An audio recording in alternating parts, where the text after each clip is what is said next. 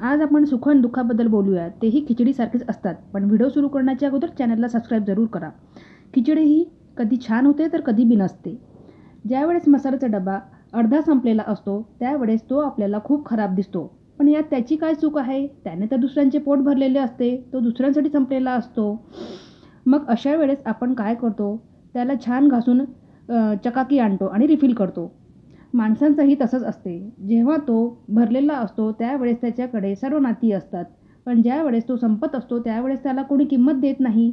अशा वेळेस त्याने काय करावे? दुःखी राहण्यापेक्षा त्याने उभे राहायला हवे. कारण दुःख हे पनिशमेंट नाही तर सरप्राईज गिफ्ट मिळवण्यासाठीचे मिशन आहेत. स्वतःला रिफिल करण्यासाठी माणसाला चेंजची आवश्यकता असते. त्यासाठी तुम्ही हॉलिडेवर जा किंवा जवळच्या बागेत वॉक करा. बघा मग तुमच्यात पॉझिटिव्ह एनर्जी येते आणि तुमचे माइंड चकाकते. उठा आणि मेहनत करा. कारण मेहनतीने निघालेला घाम सगळ्या दुःखांना धुवून टाकतो आणि एखादी गोष्ट ठरवली ना तर ती अवघड नाही आहे. आयुष्यात ज्या गोष्टीला किंमत नाही ती गोष्ट सोडून द्या.